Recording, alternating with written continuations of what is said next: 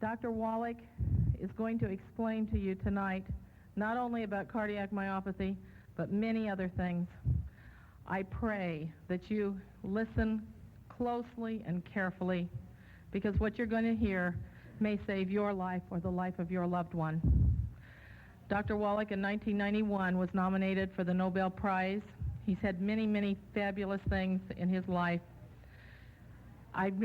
There's no way I can tell you how pleased I am to have him here in Kansas City tonight. And I want to turn the time over now to Dr. Joel Wallach. Would you all give him a big hand?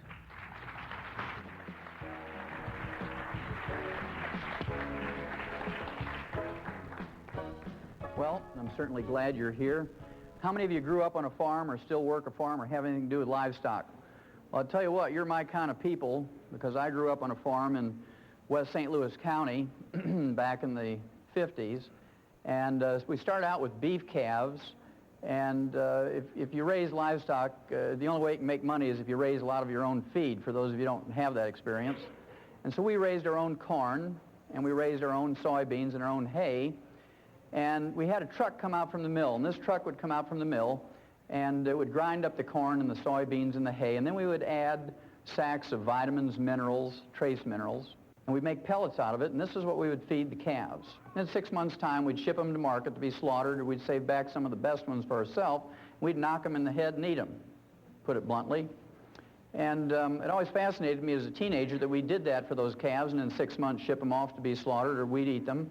And we wanted to live to be 100 years of age without any aches and pains. And guess what? We didn't take any vitamins or minerals. And that bothered me. So I asked my dad, I'd say, hey, Pops, how come you do that for those calves, you don't do that for us? And he'd give me this good old Missouri farm wisdom. He'd say things like, shut up, boy. You're getting this farm fresh food, and we hope you appreciate it. And, of course, I was very quiet then because I didn't want to miss out on any meals. Well, then when I went to school, I went to the University of Missouri at the School of Agriculture, and I got my degree in agriculture. And it was very interesting to me that I got my major in animal husbandry and nutrition. My minor was in field crops and soils, and then I got into veterinary school. As a freshman veterinary student, I learned the answer to my question. And the answer is this: we know how to prevent and cure diseases in animals with nutrition. And the reason why we do that is because we don't have major medical, we don't have hospitalization, Blue Cross Blue Shield, we don't have Medicare, we don't have Hillary to watch out for us. If you're going to make money as a farmer, you better know how to do stuff yourself, and you better do it efficiently with feed and nutrition if you can. Well, to make a long story short, after I got out of veterinary school, I went to Africa for 2 years, and I was able to fulfill a boyhood dream. I was able to be a Frank Buck for 2 years and work with Marlin Perkins. Many of you will remember him from the Mutual of Omaha's Wild Kingdom, and he's a great gentleman. And after 2 years of working with elephants and rhino, people used to ask me, are you a small animal vet or a large animal vet? Well, I would tell them I'm an extra large animal vet because I worked with elephants and rhinos. Well, after 2 years, he sent me a telegram and said, would you come back to the St. Louis Zoo and work with us? We need a wildlife veterinarian at the zoo for a special project. We were given a $7.5 million grant from the National Institutes of Health, and what we need is a veterinarian who will do autopsies of animals that die of natural causes in the zoo. Well, I was just overjoyed to do that, and so I came back and did that.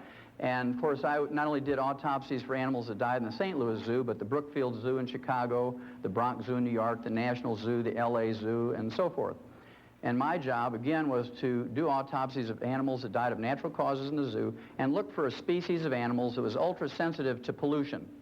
This is because during the early 60s, we had just learned about pollution and ecological problems and disasters, and nobody quite knew what to do, and so I was supposed to find a species of animals that was extra sensitive to this and use them much like we did the canaries in the mine. You know, the old Welsh coal miners used to put a canary in a little wicker cage and take it down in the mine, and if methane gas or carbon monoxide would leak into the mine, the canary would drop off the perch and die first, and the men knew to get out before the mine blew up or they suffocated. Well, again, to make a long story short, over a period of some 12 years, I did 17,500 autopsies on over 454 species of animals and 3,000 human beings who lived in close proximity to zoos. And the thing that I found out was this: every animal and every human being who dies of natural causes dies of a nutritional deficiency. And that fascinated me. It took me back to those calves. I said, gee, that's fascinating. Everybody's dying of nutritional deficiencies. And we could document this at autopsy, both chemically and biochemically and so forth, and things that you saw with the eye at the autopsy table. Well, that fascinated me. And I wrote 75 scientific articles. I wrote 8 multi-author textbooks, and 1 textbook of my own costs $140 for medical students, and I'm sure the only thing they do is use them for door stops.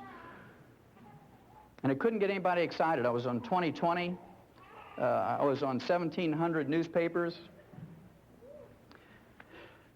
I was in magazines. I was in every new network TV that you can think of.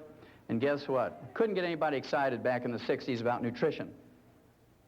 So what I did was went back to school and became a physician to use everything I had learned in veterinary school about nutrition in my human patients. And to no surprise to me, it worked. I spent 12 years up in Portland, Oregon in general practice, and it was very fascinating. What I'm going to share with you tonight is what I learned over those 10, 12 years using nutrition with my human patients. And if you take home only 10%, it will save you an enormous amount of unnecessary misery.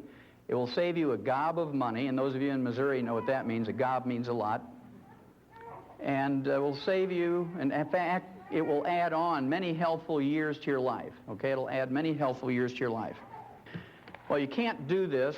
You can't get these healthful years, and you can't have longevity. You can't live to your genetic potential just falling off a stump.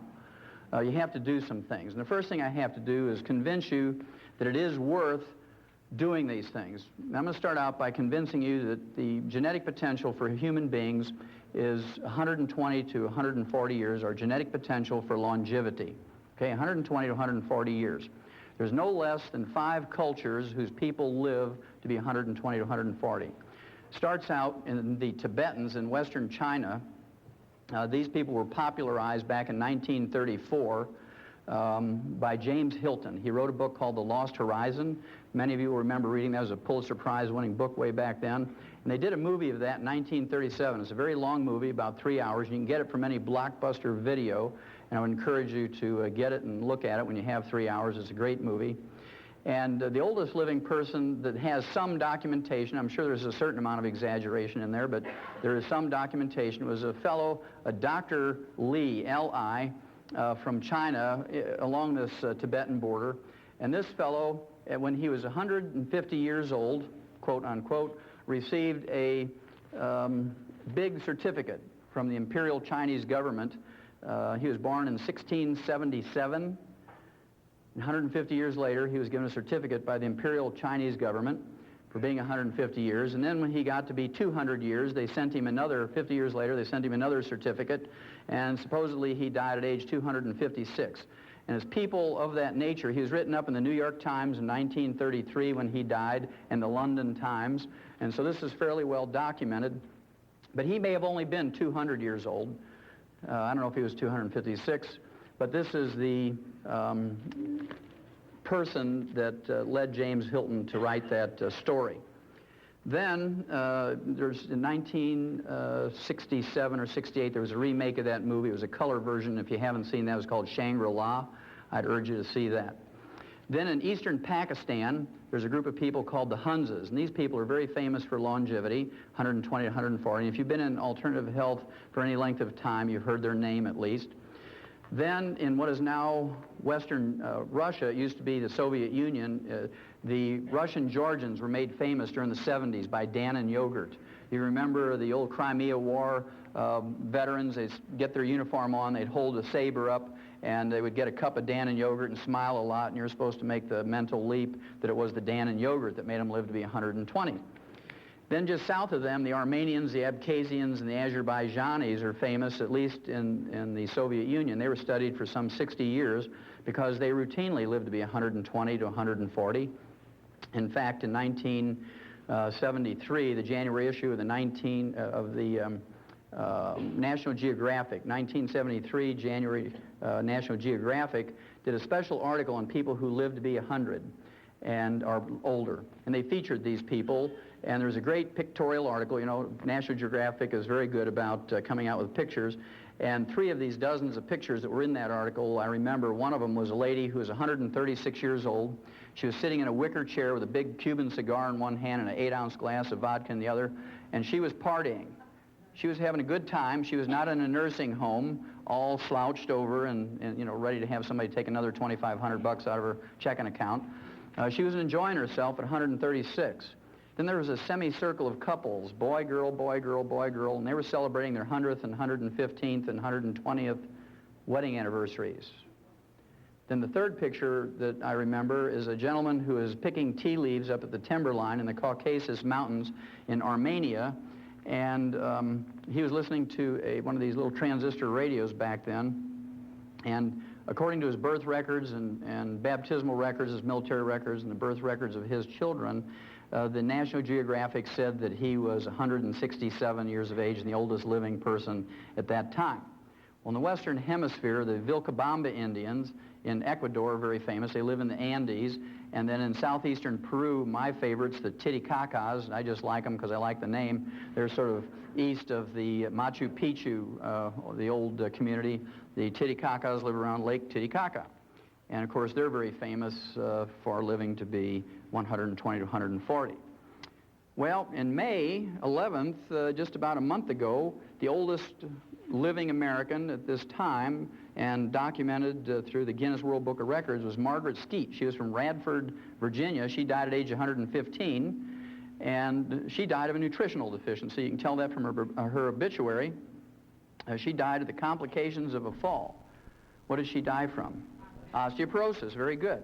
She died of a calcium deficiency. She had no heart disease, no cancer, no diabetes, no other infirmities, but she died 3 weeks after a fall because she didn't have enough calcium.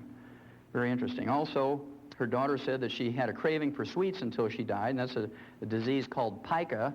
We'll talk about that in a little bit, but usually when you have a craving for chocolate, if you're a chocoholic or a sugaraholic, that means that you have a deficiency of chromium and vanadium, and we'll talk about that in a minute.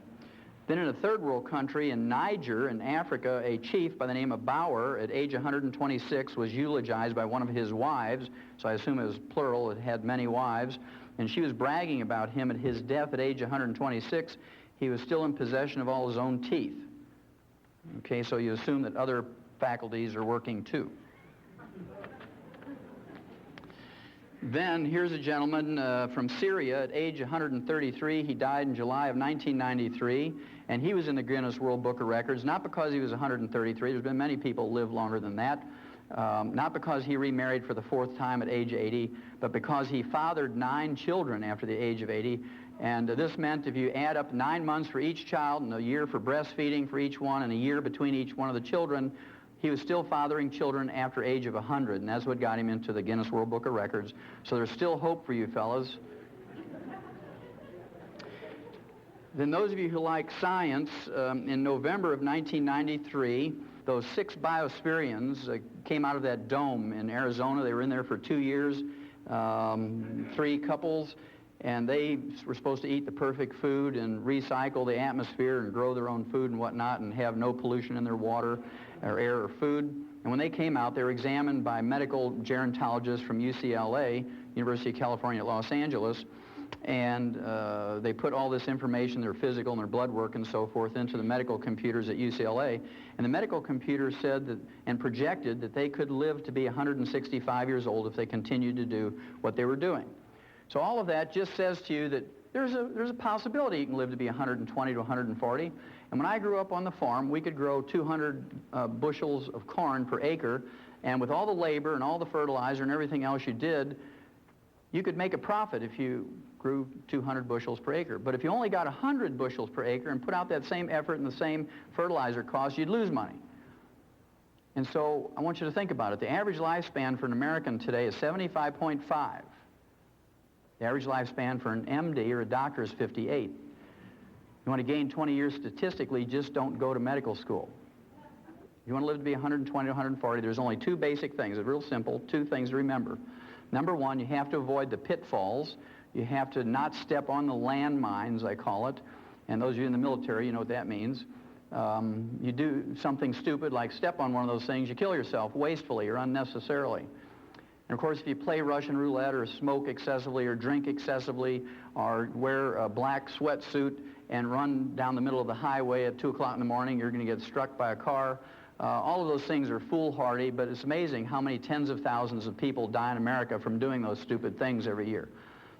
The last thing I will share with you on that subject of avoiding the landmines, I'd suggest very strongly to you that you avoid going to doctors.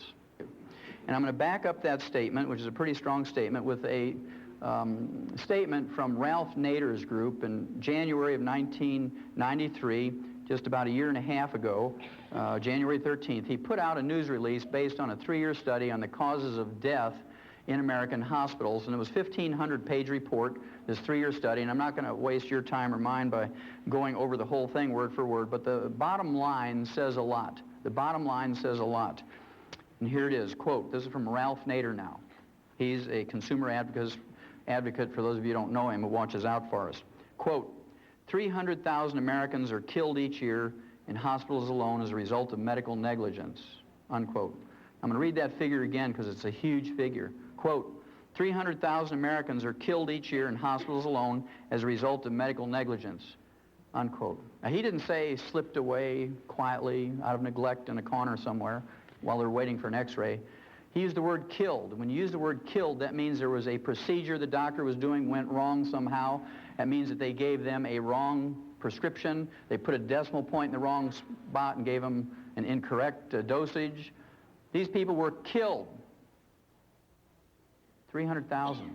To appreciate how big a figure that is, you have to compare that with our military losses in Vietnam over 10 years, where we lost 56,000 people over 10 years, or an average of only 5,600 a year, on a field of battle where people had guns and artillery and explosives trying to kill each other. And millions of people poured out into the streets and protested that war. We had political anarchy in the last 3 years of the war. Students took over universities and colleges with guns and explosives. National Guardsmen shot students at Kent State in Ohio. We chased a president out of the presidency for 5,600 military personnel a year. And here's one profession that takes your tax money in the form of Medicare and Medicaid and kills 300,000 of us a year, according to Ralph Nader, and I believe him, he has no axe to grind. And you can go out in the street any day of the week in any city, and there isn't even a crazy street preacher out there with a sign that says, "Protect us from doctors." I want you to think about that, folks. That's number one. You have to avoid stepping on the landmine. So there's a certain value in treating yourself when you can, or preventing disease so you don't have to get treated. Now, the second thing you have to do, number two, is you have to do the positive things. You have to do the positive things. And I'm going to start out here by just putting a figure up on the board. It's the number 90. And you need 90 nutrients in your diet every day. You need 60 minerals. You need 16 vitamins. You need 12 essential amino acids or protein building blocks, and you need 3 essential fatty acids. You need 90 nutrients in your daily diet. Otherwise, you're going to get a deficiency disease if you don't have them in complete numbers and optimal amounts.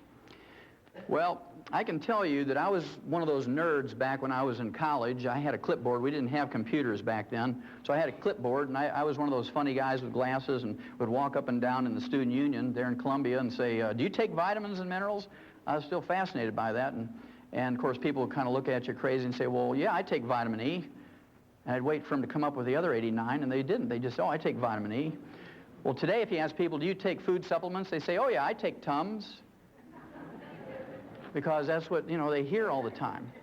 Well, again, you need 90 nutrients if you're going to make it. But the newspapers know, and the magazines and TV and radio knows that we're interested in health and longevity and supplements. So they all talk to us, not because the medical profession has asked them to do that in their stead. The medical profession doesn't say, "Hey, we're so busy saving people with surgery and chemotherapy and radiation and pharmaceuticals, would you please educate the people on nutrition?" They do it because it sells newspapers. Well, my favorite article of all time appeared in Time magazine, April 6th, 1992. And if you haven't read it, I'd urge you to get it out of a school library or public library and photocopy it. Stick one copy on the door in the bathroom and one on the refrigerator. It's a cover article. It says, "The real power of vitamins. New research shows they may help fight cancer, heart disease, and the ravages of aging." Again, there are 6 positive pages in here. There's only 1 negative sentence, and it was issued by a medical doctor who was asked by the writer of the article, what do you think about vitamins and minerals for people as food supplements? And here's what the doctor said, quote, "Popping vitamins doesn't do you any good," sniffs Dr. Victor Herbert, a professor of medicine at New York City's Mount Sinai Medical School. "We get all the vitamins we need in our diets, and taking supplements just gives you expensive urine," unquote. Well, to give you a Missouri translation of that, that means you're just peeing away your dollars if you take vitamins and minerals. You might as well wad up your dollars and throw them in the toilet and flush them away, because you're not getting any redeeming value from it. Those quacks are just taking your money for those vitamins and minerals. That's what he was trying to say. It got published, so it must be true, right? Well, I'll tell you what, after having done those 17,500 autopsies in 454 species of animals from around the world and in 3,000 humans, and liking to be healthy myself and having children and grandchildren in the not-too-distant future, great-grandchildren, I'd rather pee out 50 cents or $1 a day worth of excess vitamins and minerals. It's pretty cheap insurance.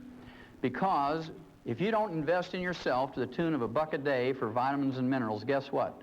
You're going to invest in the lifestyle of an MD somewhere. Because when you pay the medical doctor your fee for going to see him, not 1 penny of that goes to study how to diagnose or treat or prevent a catastrophic disease in a little child, like who was in here earlier, or how to prevent or diagnose or treat better breast cancer or prostate cancer in adults. Guess what that money goes for? It pays the doctor's mortgage, makes his Mercedes payment. It pays the tuition for his kids to go to medical school at Harvard. You know where Harvard is? Up in Boston. Pays the tuition for his kids to go to law school at Yale. I believe because we've made doctors wealthy.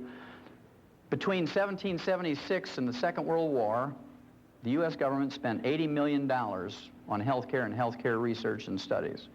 Right now, we're at $1.2 trillion a year for health care. And it's free. We all know it's free, right? I like that lady. She says, like heck. It's not free, but we're supposed to believe it's free, and everybody wants more of it and more free stuff. Well, I'll tell you what, if we used a human-type medical system for the agricultural industry and the livestock, your hamburger would cost $275 a pound.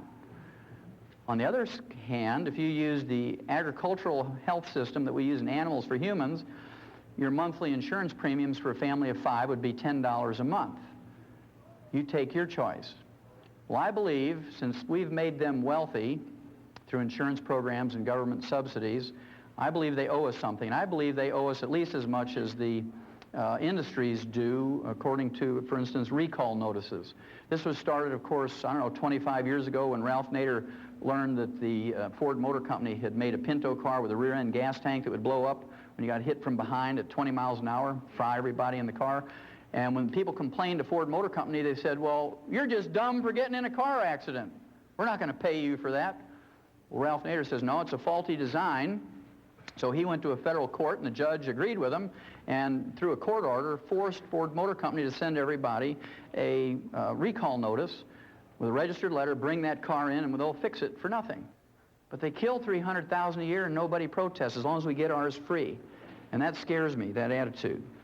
At any rate, I've got a bunch of these recall notices you should have gotten over the last couple of years. We'll go through them quickly. Number 1 is ulcers. How many of you ever heard that ulcers is caused by stress? Okay, everybody's heard that. If you don't raise your hand, you got Alzheimer's or you're fibbing, right? Well, we knew 50 years ago in the veterinary industry that ulcers, at least in pigs, was caused by a bacteria called Helicobacter pylori. And, of course, we couldn't get one of these high-priced stomach surgeons from Mayo Clinic. In fact, we always used to yell, hold the Mayo, when they'd say stuff like that. And otherwise, your pork chops would be $275 a pound to pay for that kind of surgery.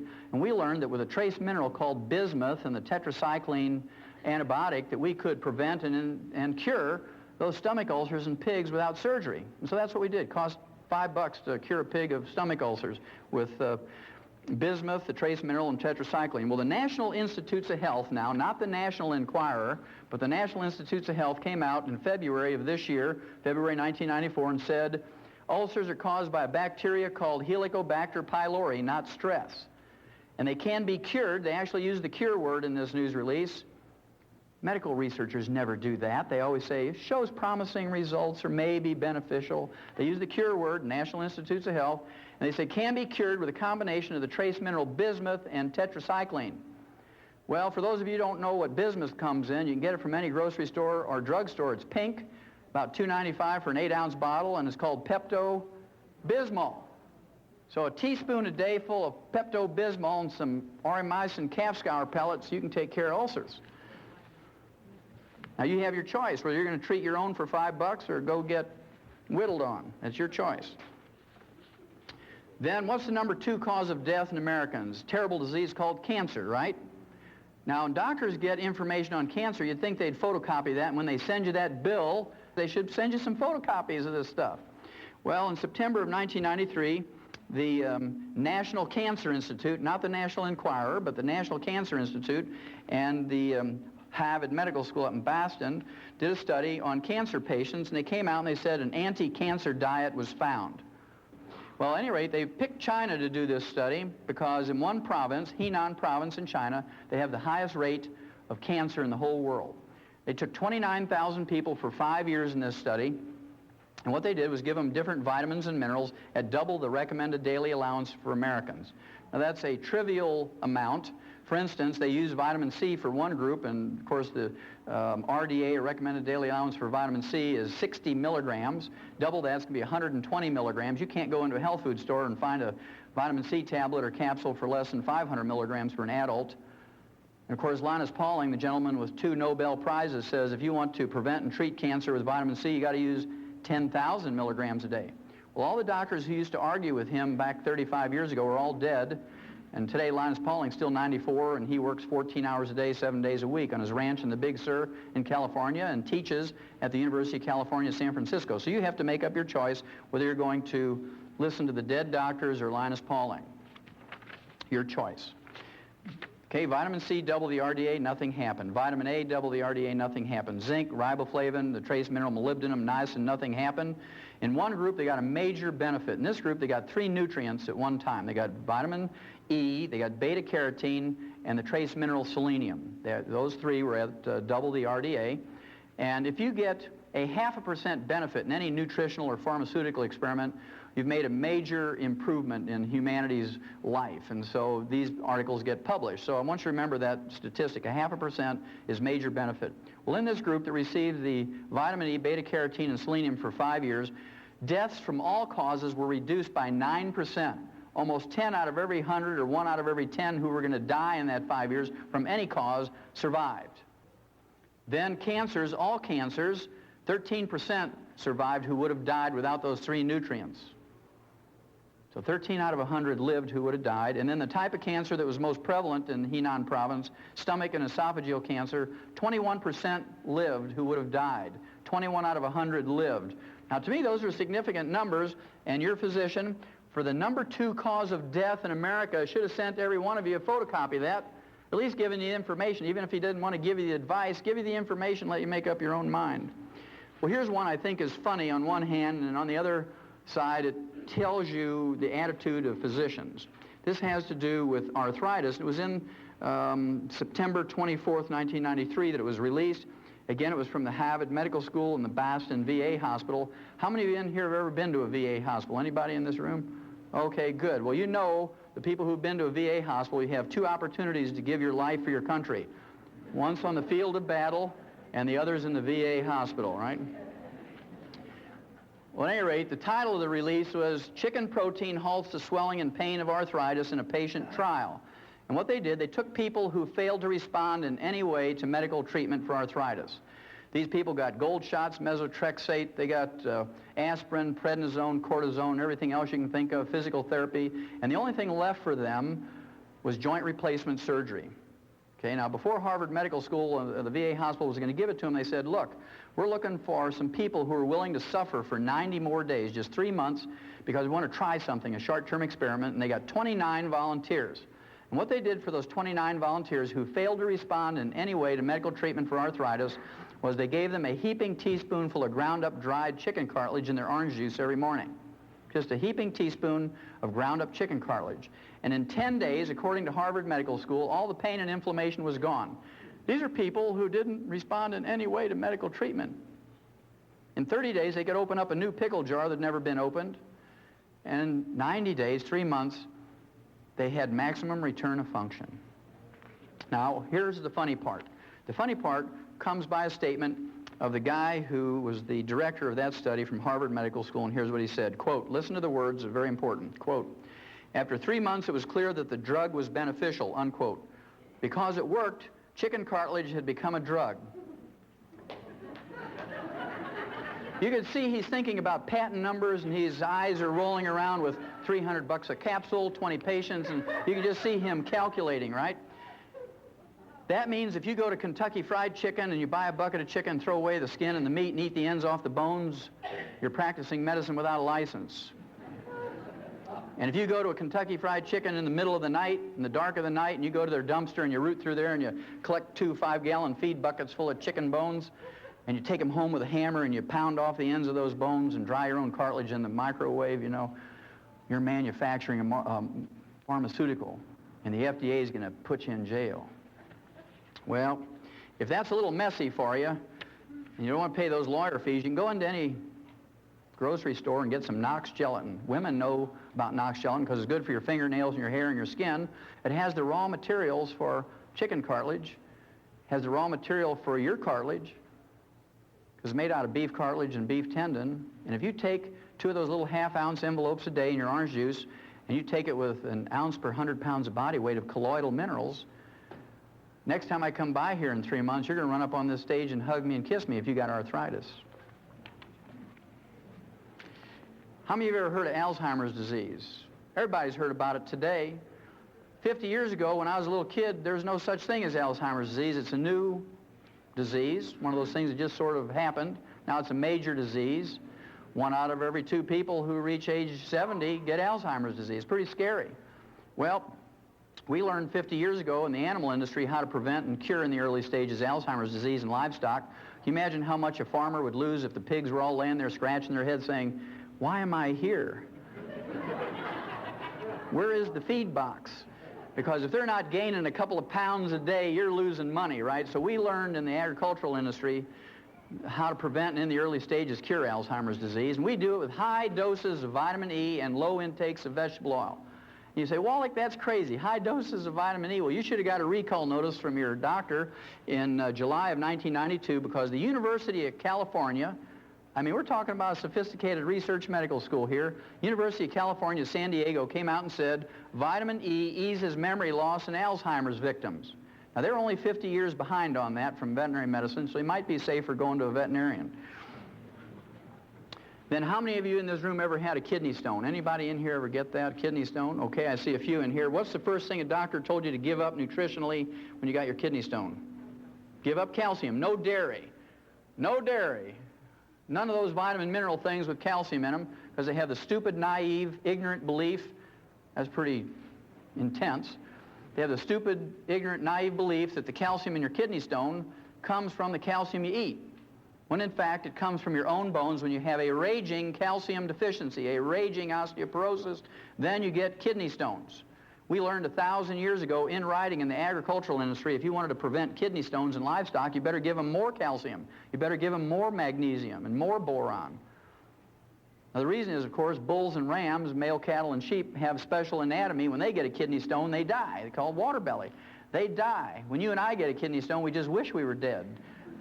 But no farmer's dumb enough to pay for the feed for an animal and have it die before you can either eat it or send it to market. So we learned how to prevent those things. Well, you should have got a recall notice from your doctor, especially you people who've had kidney stones. Your urologist should have sent a notice to you.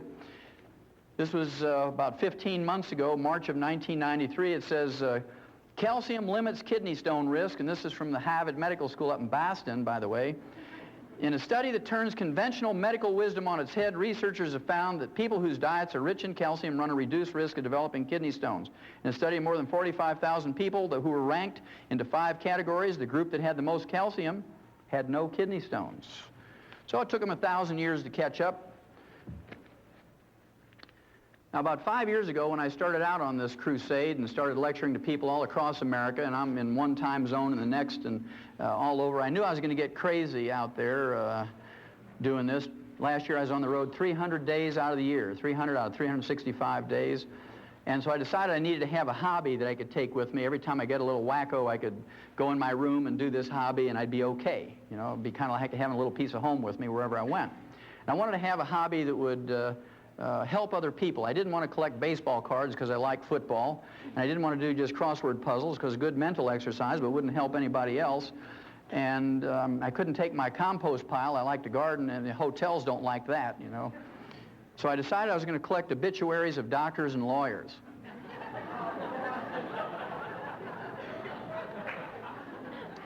Now, as crazy as that sounds, remember I told you the doctors live to an average age of 58, and we live to 75.5.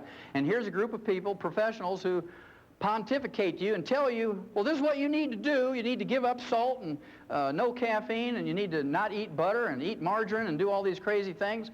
And they die at age 58 on the average. And, of course, all those people who live to be 120 to 140, they put a chunk of rock salt in their tea every day, and they drink 40 cups of tea a day, 40 chunks of rock salt, and they cook with butter instead of olive oil, and they live to be 120. So who are you going to believe, the people who live to be 58 or the people who live to be 120? It's your choice. Anyway, I got a few of them here, some of my favorites. This is Dr. Stuart Cartwright, age 38.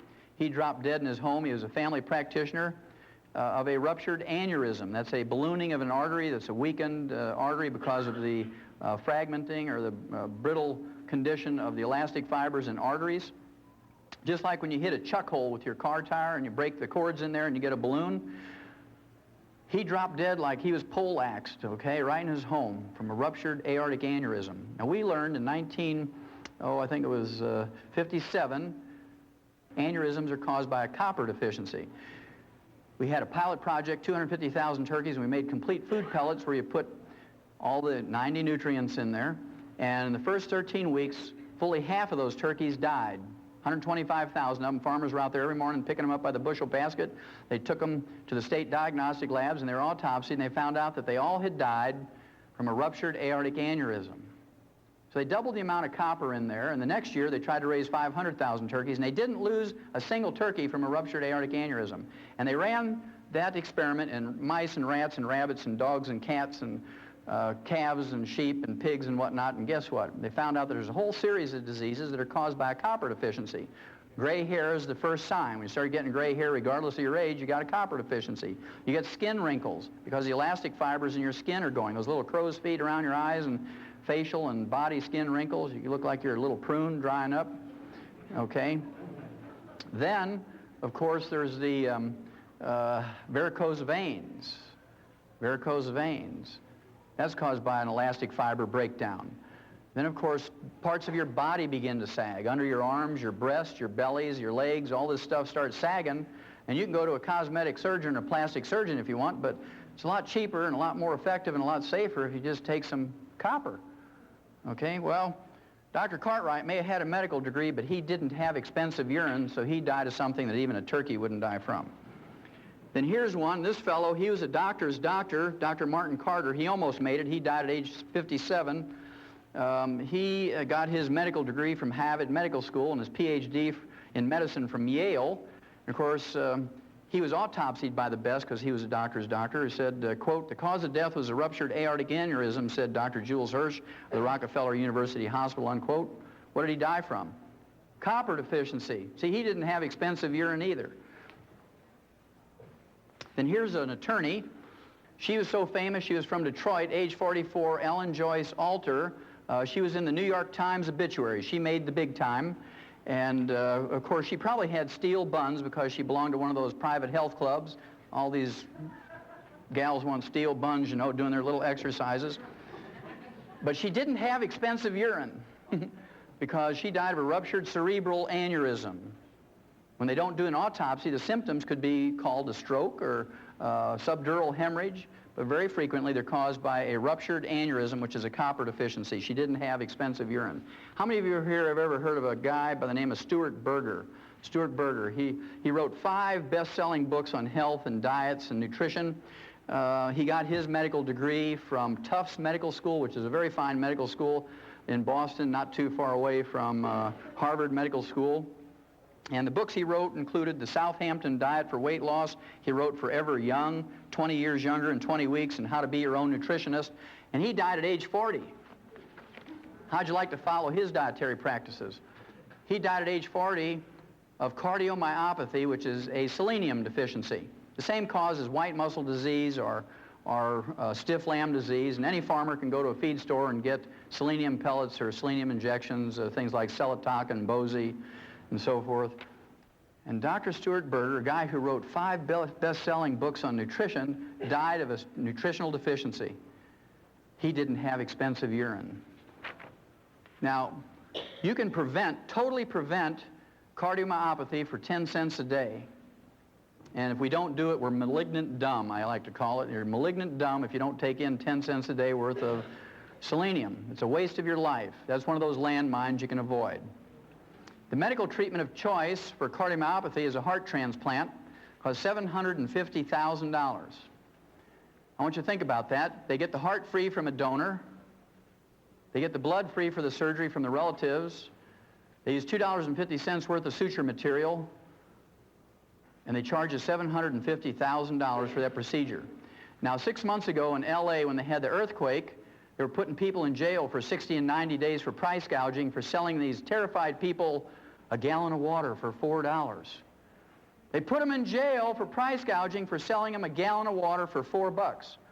Now, to me, that's entrepreneurialism. You know, that's being in business for yourself. If you had a way to distill water and make water, and you had a car and you could get in there and sell those people a gallon of water for $4, hey, more power to you. Because if you go to a 7-Eleven and buy a quart of Evian water, it's $1.29. So 4 of those quarts is $5. This is the end of side 1. Turn the tape over now and continue listening.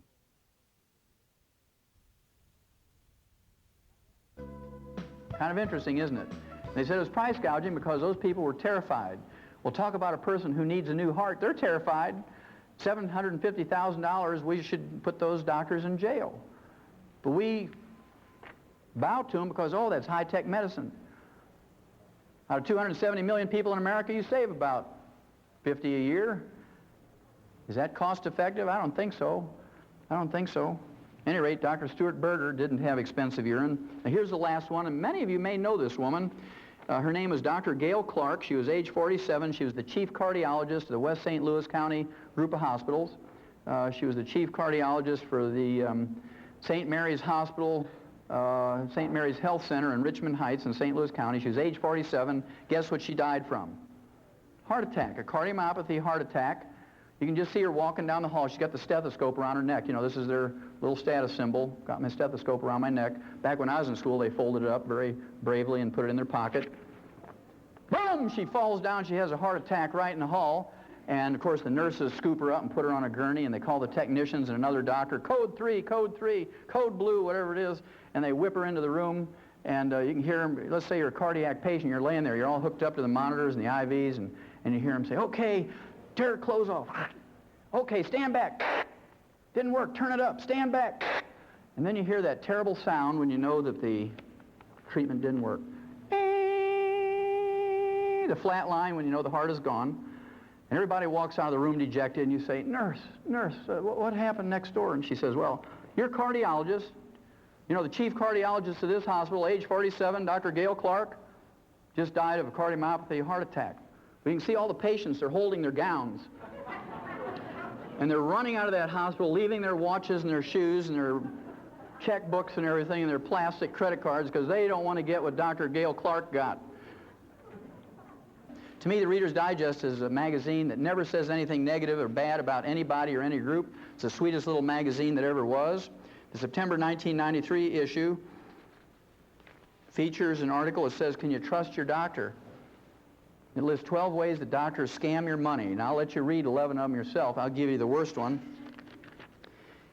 In addition to their income from office fees and surgical fees and lab fees and hospitalization, in addition to all those fees, doctors get a kickback from the labs and the x-ray labs and clinics and hospitals. They get a kickback of $421 every time they send you in for a CAT scan or an MRI. And doctors tell you, oh, we do that because we're practicing defensive medicine, because if I miss something, 1 in 10 billion, you're going to sue me. So I do this just to protect myself. Well, if it was just to protect themselves and you knew them and they knew you, 90% of the people say, oh, just skip it, doc. If you don't really think it's necessary, let's save the money. But they got something more than defensive medicine to worry about. They get $421 in a kickback for every time they send you in for an MRI or a CAT scan.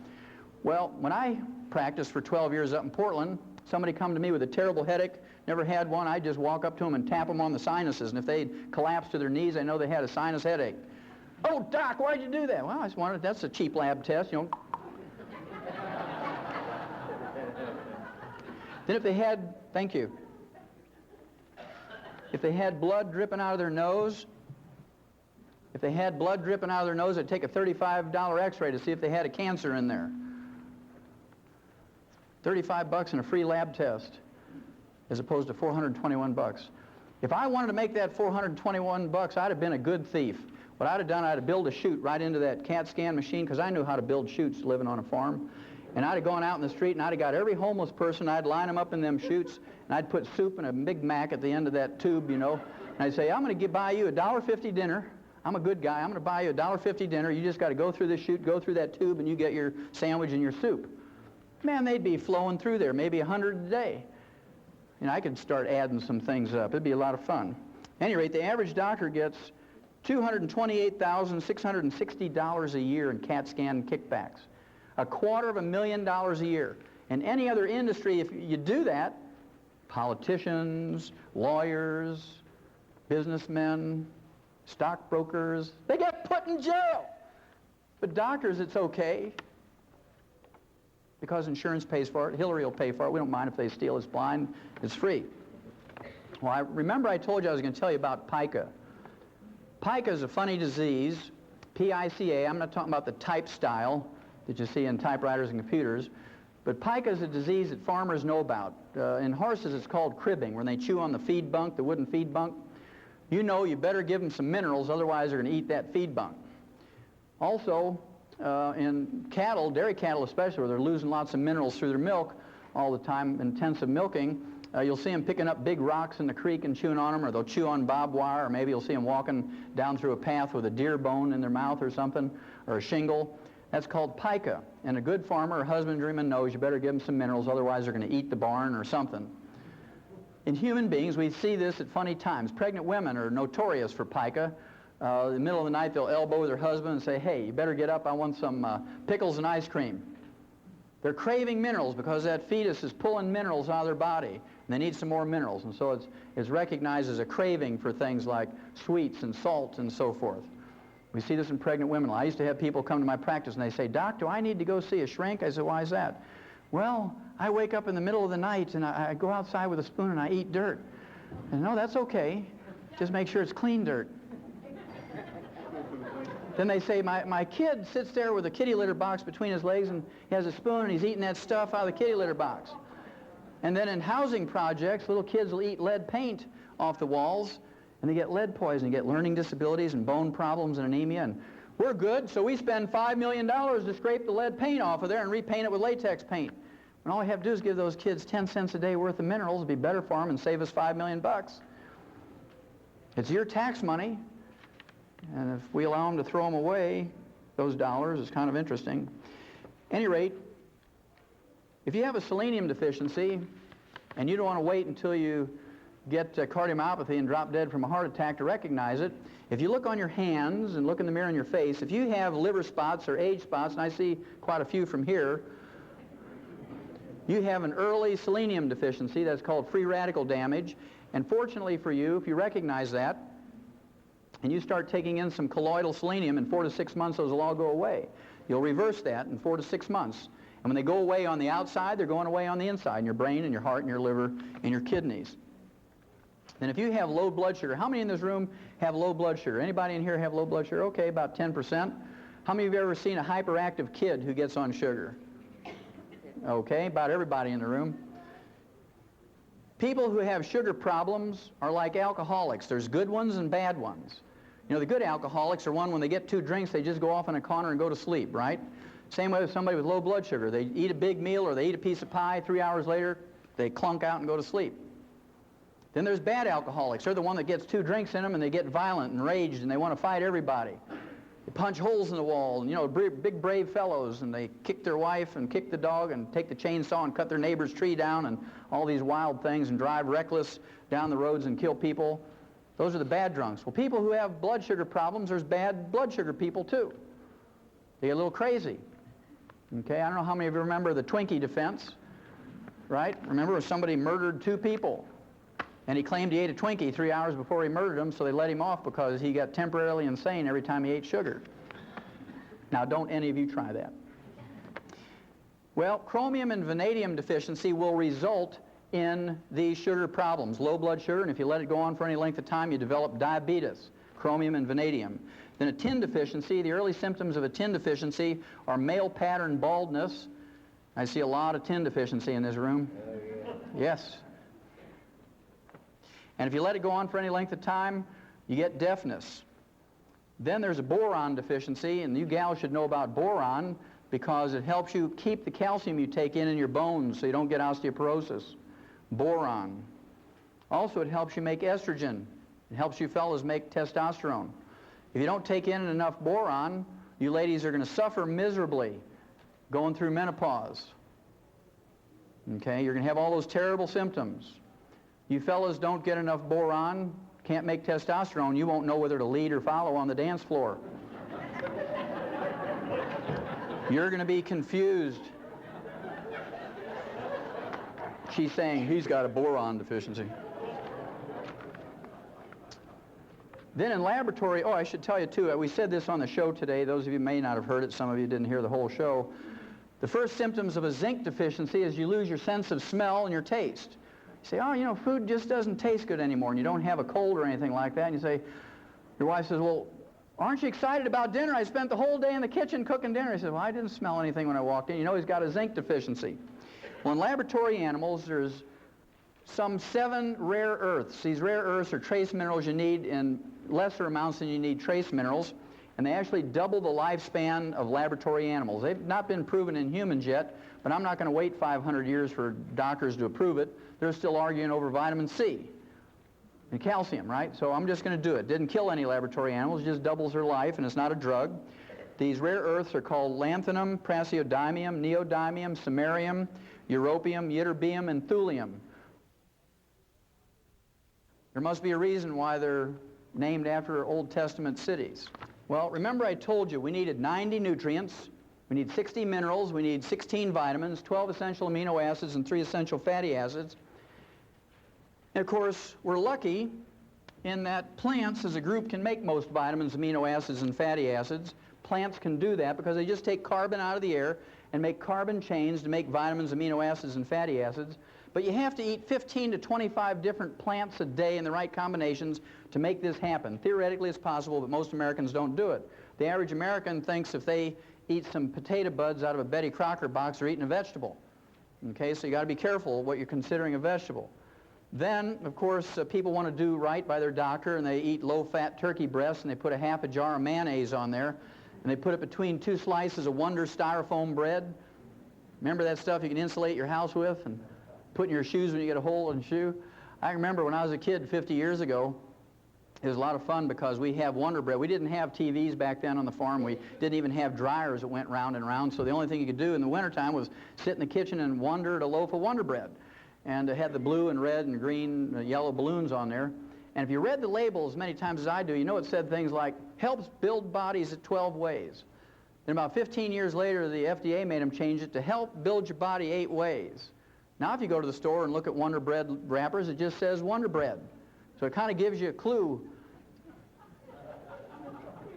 So even though this is theoretically possible, it's not likely to happen that you're going to get your vitamins, amino acids, and fatty acids in proper proportions from your diet. And so if your life is as valuable to you as mine is to me, and my children's and my grandchildren's is to me, I would make sure that I take in all my vitamins and amino acids and fatty acids, because I guarantee you won't make it to 120 or 140 if you don't. You're just not going to do it. Now, minerals are another story. We have a tragic story when it comes to minerals, because Plants cannot make minerals in any way, shape, or form, and if they're not in the soil anymore, they're not in our plants. And we have for you, when you leave, a free copy of a summary of U.S. Senate Document 264. U.S. Senate Document 264 is from the 74th Congress, second session, and it says that our farm soils and our range soils are depleted of minerals, and the crops, the grains, the fruits and the vegetables, and the nuts that are grown on these depleted farm and range soils are minerally deficient, and the people who eat them get mineral deficiency diseases. And the only way to prevent and cure them is with mineral supplements. That's U.S. Senate Document 264, 74th Congress, second session. It was written and printed by the U.S. Congress in 1936, 58 years ago. Do you think it's gotten any better? No, it has not gotten any better. It's only gotten worse. And the reason is, if you guys do what we did, and people continue to do, is we put NPK on our land, nitrogen, phosphorus, potassium, and you see it as these three numbers in many combinations of ratios, and these represent percentages of these three nutrients, nitrogen, phosphorus, potassium. And those of you who don't have any experience on farms, the reason why we do this is farmers get paid for tons and bushels.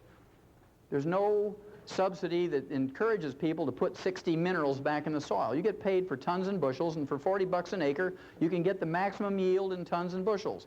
It only takes 5 to 10 years to deplete the land of minerals, because every time you harvest a crop, those plants pull minerals out of the soil, many pounds per acre every time you haul a crop out.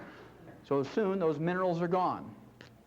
And if you only put back in 3 and you take out 60, it's like a checking account. If you only put $3 in your checking account every month and write checks for 60, what's going to happen to your checks? Boing, boing, boing, they bounce, exactly. Well, I can tell you that our health is bouncing right now to the tune of $1.2 trillion a year because there's no more minerals left in our soil. It's our responsibility, each and every one of us, to be responsible for our health and consciously take in these minerals. Well, I have a lot of people ask me, well, what did these people do thousands of years ago? They didn't even have commercial fertilizers. What did they do, these societies that had long-lived people and whatnot? Well, I want you to think about the Egyptians, the Chinese, people from India that lived around these great rivers, the Nile River, the Ganges River, the Yalu River in China. And what used to happen was every year or so it would flood, just like it did here in northern Missouri last year. And every time it flooded, guess what would happen? It would bring silt or rock dust from mountains from 500 or 1,000 miles away. And those people would pray to every god they had, the water god, the sky god, the wind god, the rock god, to flood. We pray, don't flood. They used to pray to flood because they had their floods during the winter time, and would put silt and minerals back in the soil, and their grain was very valuable. King Philip, who was the father of Alexander the Great, married the 12-year-old child queen of Egypt, Cleopatra. She didn't look like Elizabeth Taylor, all made up in beautiful costumes. She was a little flat-chested teeny bopper, not very sexy. But Philip married her because she controlled the best wheat in the world. And if he wanted his Macedonian army to conquer the world, through his son Alexander the Great, he needed the best wheat in the world so you could march 20 hours a day, fight for 6 hours, and win. If they used the wheat from the depleted soils in Greece, they couldn't go 20 minutes without saying, "Mommy, pick me up." Can you imagine these big Greek soldiers? "Oh, my legs hurt, pick me up." And so they knew the best place to get wheat was from Egypt. It was those floods that gave them those minerals. And all those cultures that came up with all the great art and all the great technology came from those places because they had more intelligence, because they had more nutrition, more minerals, I heard somebody say. Very good. Well, you're getting the picture. Well, what I'm going to do here is I'm just going to pick out a couple of minerals, just a couple of them, so you get the idea. It applies to all of them. Let's just pick out a common one, like calcium. Everybody knows about calcium. Calcium deficiency will result in something like 147 different diseases. They're just different names. They're named after people like Bell's palsy. Bell's palsy is, everybody knows about that. One side of your face sags. It's not a true stroke. It just affects your facial muscles. It's caused by calcium deficiency. We'll talk about it in a little bit. But everybody knows about this one, osteoporosis. It's the number 10 killer of adults in the United States. It's very expensive. It costs you $35,000 each for each hip to replace. It's okay. It's free. Insurance or Medicare or Hillary will pay for it. It costs you $70,000 for both hips. As expensive as it is, and the number 10 killer, remember, Mrs. Skeets from Radford, Virginia, aged 115 years of age, she died of a complications of a fall? We don't have osteoporosis in animals, and it's because of farmers we don't have osteoporosis in animals. It goes like this. You have a pasture with 100 cows in it, and this year you didn't have any calves, you can't repay your operating loan, you're in trouble, right? Because you paid for the feed and the vet bill and mowed the pasture and fertilized and maintained the fence and fed the cows and all this, that, and the other. You don't have any calves, you can't pay back the operating loan and make any money. So you call the vet out and you say, do I get rid of these cows? What happened here? And he examines the cows. He says, nothing wrong with them. He says, let me look at the bull. And he says, aha, here's your problem. That bull has osteoporosis of both hips, can't breed the cows, didn't have any calves. He says, I'll tell you what, though. He says, you give me $70,000. He says, I'll put 2 new hips in that bull, and next year you'll have some calves. Well, the first thing that farmer says is, stand back, Doc. Boom! He blows that bull away with a deer rifle, and while the kids are grinding the kids are grinding the bull up with a grinder and cutting roast and steaks off that bull, the farmer's chewing on a straw and saying, now, Doc, pushes Stetson up a little bit, and he says, you know, I wasn't going to pay you $70,000 for that old bull. He says, I can get a new bull every year for 70 years for that. He says, but every once in a while I get a bull that throws good calves. I'd like to keep them. Is there any way I can prevent that osteoporosis thing from happening to a good bull? He says, well, yeah. He says, if you'll give a bull calf 10 cents worth of calcium every day after he's weaned, he'll never get osteoporosis. The farmer says, no, wait a minute, Doc. You mean if I give that bull 10 cents a day worth of calcium from the time he's weaned, I can prevent a $70,000 disaster? He says, oh, yeah, it's that simple. He says, you mean all I have to do is give up a half a cup of coffee a day to do that? He says, yeah, that's it. He says, I choose that one. He says, I'll give up the half a cup of coffee. And that's what we have to think like, okay? Then there's receding gums. Dentists and periodontists will tell you that if you want to prevent and cure receding gums, you better floss and brush after every meal. If you believe that works, I have some oceanfront property in Montana to sell you. If you all know your geography, you know that doesn't work. Now, as a veterinarian, I've seen hundreds of thousands of animals of all kinds, mice, rats, rabbits, dogs, cats, sheep, pigs, horses, lions, and tigers, and bears, and they don't get receding gums. And they don't floss. Now, they do get funky breath, but they don't get receding gums. Well, if you want to smell something, you just let a camel breathe on you, boy.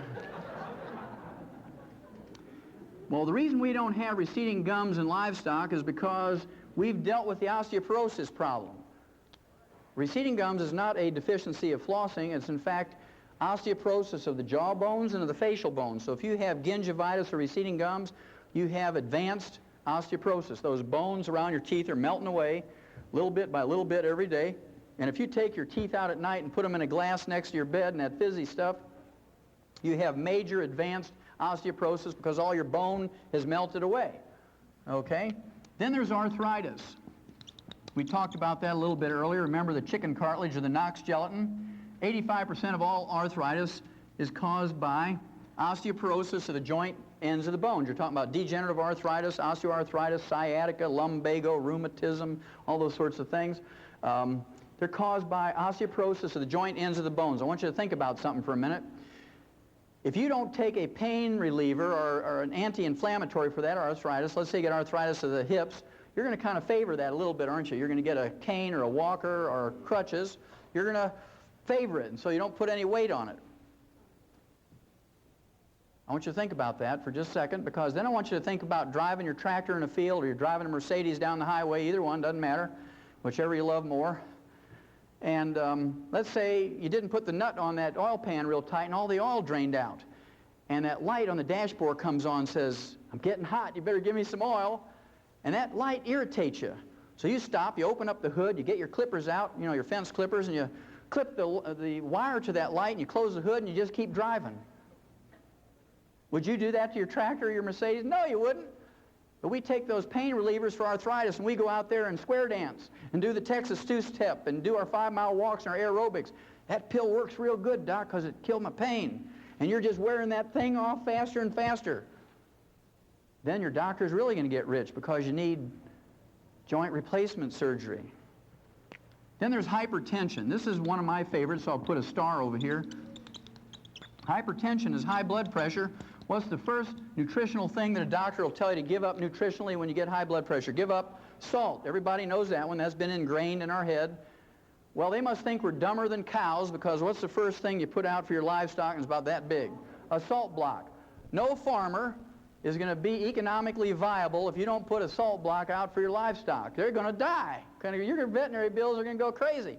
But we're supposed to believe that we don't need salt. And you can get everything you need out of your lettuce and your whole wheat bread and stuff like that. Well, don't believe that one either. If you believe that, I got some more oceanfront property in Montana for you.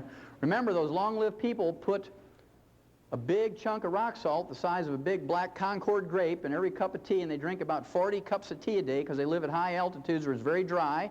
They have to keep hydrated. And they put butter in their tea. They put 2 pats of butter and a chunk of rock salt.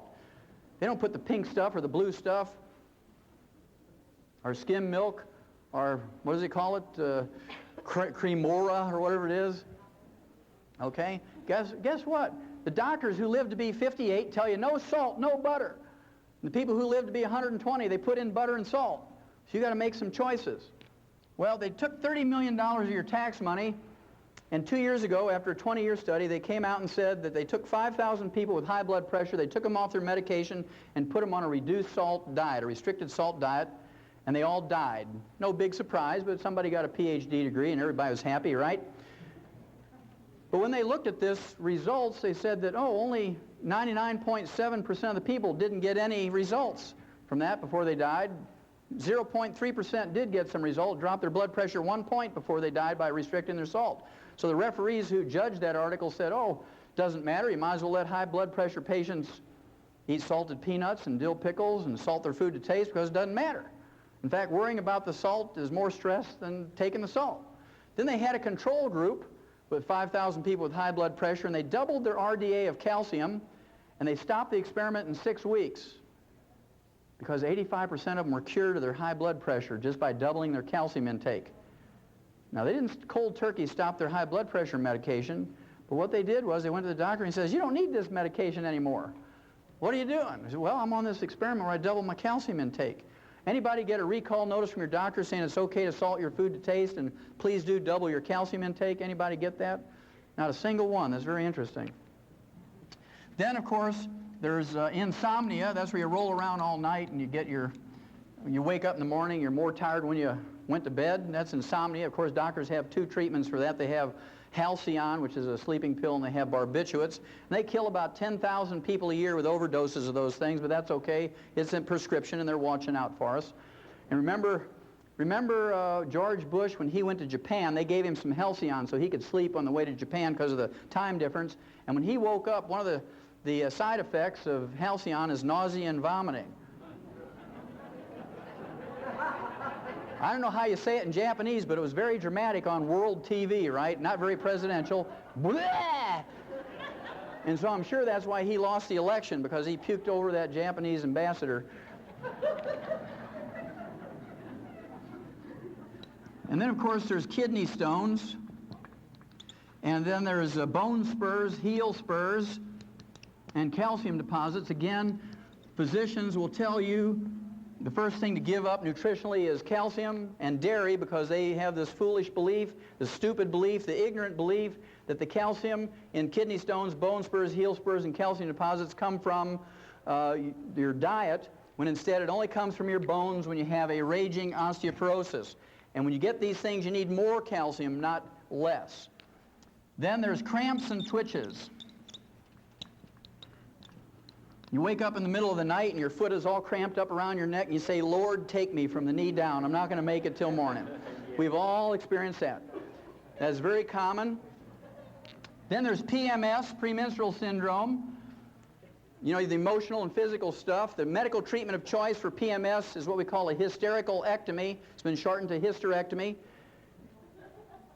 That's a 100-year-old treatment, and the doctors do about 285,000 unnecessary hysterical ectomies a year, but it makes Mercedes payments, so they do them. Even the AMA said they're unnecessary, but they don't take their licenses away, and people keep going to them. You imagine a poor woman in her 30s, she says, Doc, you got to do something. Every time I go out to hang up the clothes, my neighbor's kids run down the basement screaming, witch. My own kids think I'm crazy. My husband's leaving me. I'm going to lose my job. You got to do something. Well, the University of California at San Diego came out 3 years ago now and said if you just double the RDA of calcium intake, you get rid of 85% of the emotional and physical symptoms of PMS. And when that came out, There were huge lines around the health food stores around the blocks, and people had sleeping bags because they closed before they all got their calcium, and every person in line was a man. They were there for their daughters and their girlfriends and their wives and things like that. Okay, and lastly is low back pain. 85% of Americans get low back pain whether you work on a computer or you unload hay or you drive big trucks, doesn't matter. Low back is a big problem. Low back is just osteoporosis of the vertebrae, whether you have a disc problem or whatnot, because if your disc doesn't have anything to hold on to, your vertebrae have melted away, what's going to happen to the disc? Especially if you have a copper deficiency, because they're made out of elastic fibers, they go like a water balloon with a lot of pressure on them. Well, I just want you to look at this quickly before we do the last mineral. Low back, you go to an orthopedic surgeon or a rheumatologist, you might get a muscle relaxant. You might get Valium and a muscle relaxant. You get a laminectomy. You get your vertebrae fused. You might get a disc operation. They don't tell you 75% of the time you'll never be the same again, right? PMS, you go to your OBGYN. You can go to an internist. You can go to a family counselor, a shrink, or a divorce attorney. Cramps and twitches, you go to a neurologist, you go to a sports medicine doctor, an internist. Bone spurs, heel spurs, calcium deposits, you go to a rheumatologist, an orthopedic surgeon, or a podiatrist. Kidney stones, you go to a urologist or an internist or a surgeon. Insomnia, you go to a shrink or a sleep clinic or an internist. Hypertension, you go to a cardiologist, an internist, or a surgeon. Arthritis, a rheumatologist, a orthopedic surgeon or an internist. Receding gums, you go to a dentist or a periodontist. Osteoporosis, you go to all those health specialists, including a Tums salesman, for nothing more than a calcium deficiency. It costs you 10 cents a day to deal with. Now, on the average, because Americans have insurance and we have Medicare and Medicaid, we spend on the average $25,000 to $250,000, and we undergo 5 to 10 surgical procedures a year for a calcium deficiency. And we beg the doctors to do it. We beg the doctors to do it. Well, it's our choice. The last one I'll share with you is diabetes. Everybody's touched by diabetes. It's the number 3 cause of death in adults in the United States. Number 3 cause of death. And it has terrible complications and side effects, diabetes. The side effects include blindness of many kinds. Then there's a kidney failure with dialysis and kidney transplant. There's cardiovascular disease of all kinds, and of course that contributes to the number 1 cause of death, which is the number 1 cause of death. Then there's amputations. Everybody ought to have one of those because they're totally paid for in their health thing. They assume that you're not just going to get one because you want to get everything on your health benefits.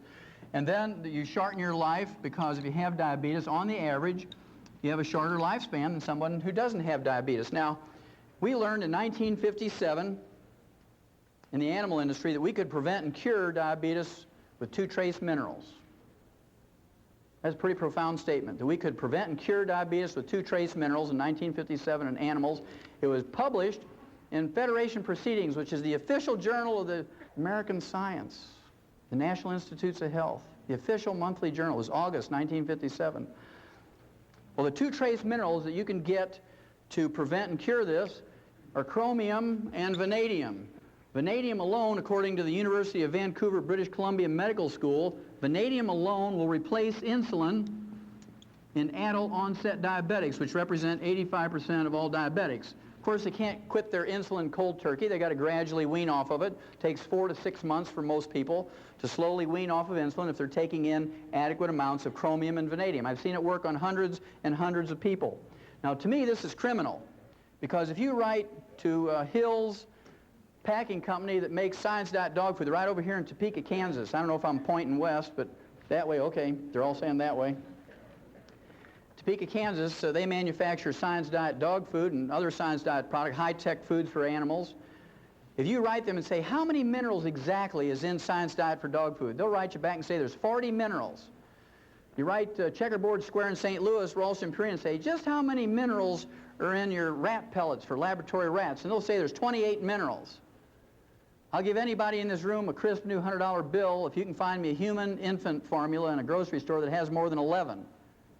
So our dogs get 40 minerals, Remember, that's what Mike Murphy was saying. His dog never seems to get sick because he's getting this canned dog food with all these vitamins and minerals in there. So our dogs get 40 minerals, our rats get 28 minerals, and our human infants get 11.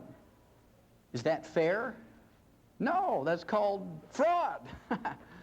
Doesn't matter if you're talking about SMA, Similac, Isomil, Pro Soy B. In fact, that's why they call Similac, because it lacks everything.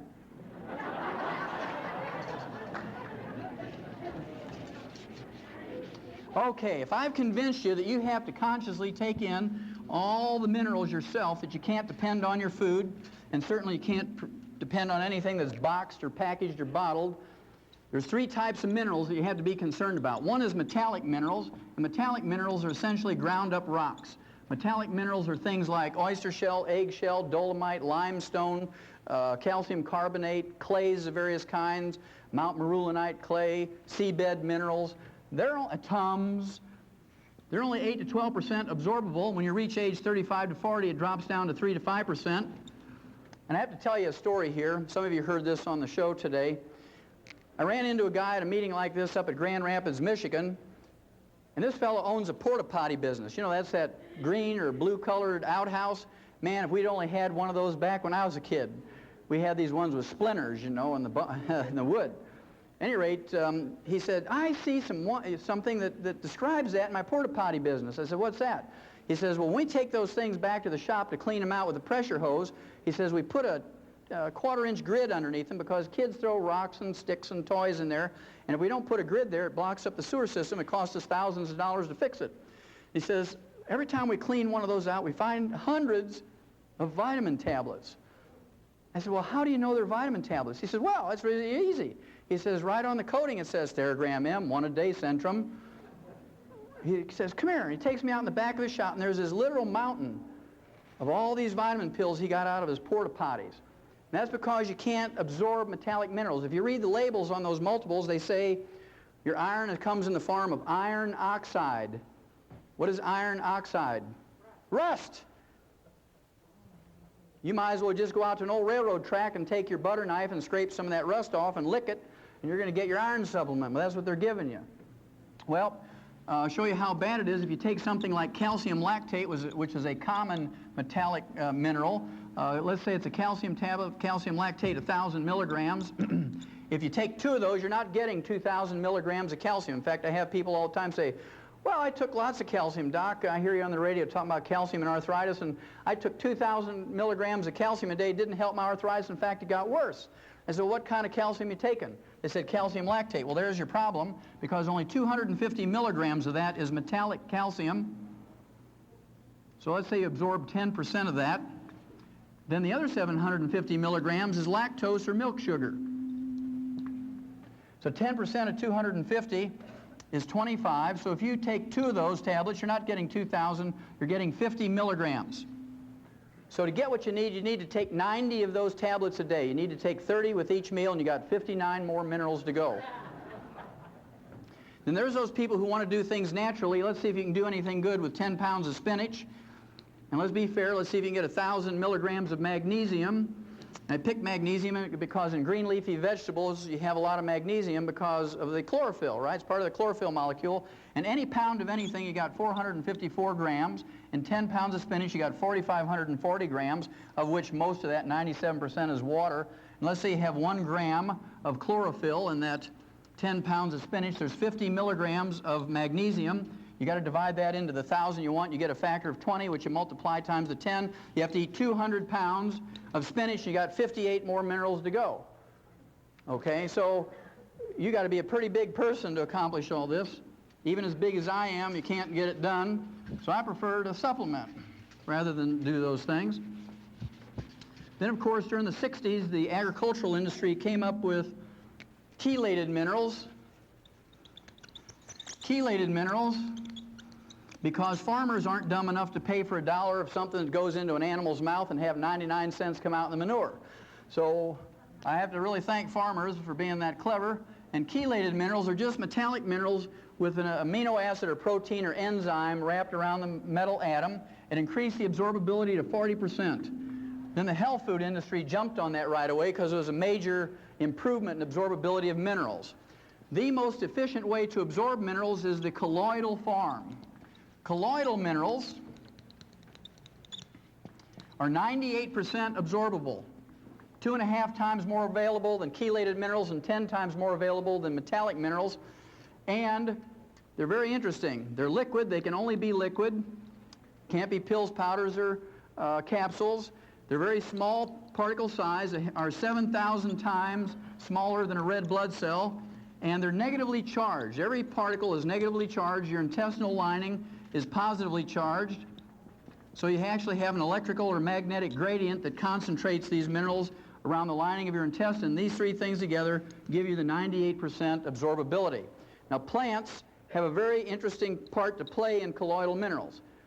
Remember, we said that plants cannot create minerals. If they're not in the soil, plants can't make them. Remember that U.S. Senate Document 264 says they're not in the soil anymore. At any rate, metallic minerals are taken up by plants when they're in the soil. Plants convert them in their tissues to colloidal minerals, and this is how we store minerals in our body. This is how we use minerals in our body. This is how we transport minerals from their storage place to their site of use in the colloidal form. Well, our plants, our crops don't have much in the way of colloidal minerals in them because we don't have any metallic minerals in our soil. Is this important? Well, yeah, these long-lived cultures who live to be 120 to 140, they have certain common denominators. They all live in high mountain villages that are above 8,500 to 14,000 feet in elevation. They all have less than 2 inches of precipitation a year. They don't have any rain, they don't have any snow, they don't have any dew. Okay, very, very dry places, and guess what? They get all their drinking water and all their irrigation water for their crops from what we call glacial milk. Glaciers in every one of those communities grind up the parent rock of those mountains about 4 inches a year. There's more than 60 to 72 minerals in each one of those places. The water that comes out from underneath those glaciers is not clear like Perrier or Evian water, or Poland water, or geyser water. You take a glass full of it up and hold it up, it looks like Jersey milk. I mean, it is either yellow, white, or white, blue. It looks like milk and is called in Titicaca, see, I got to say it again, in Titicaca or Tibet, they all call it glacial milk because it looks like milk. And not only have they consumed it, drunk it, and got 8 to 12% until they were 35 to 40, then 3 to 5% absorption for 2,500 to 5,000 years, depending on the culture. More importantly, they have irrigated with it year after year, crop after crop, generation after generation for 2,500 to 5,000 years. They have no diabetes, they have no heart disease, no high blood pressure, no arthritis, no osteoporosis, no cancer, no cataracts, no glaucoma. They have no birth defects. They have no jails full of drug addicts. They have no taxes, they have no doctors. Yet they live to be 120 to 140 without disease. Are these colloidal minerals important? You bet your life they're important. And every time you don't take them in every day, you're chopping off a few hours or a few days of your life. Okay, now most people are not going to go to Hunza or Tibet or Titicaca because we don't have Kenmore kitchens there or even Saturn cars or TV changers, channel changers or electricity. They don't have insulated houses. They don't have central heating or air conditioning. But what they do have is colloidal minerals.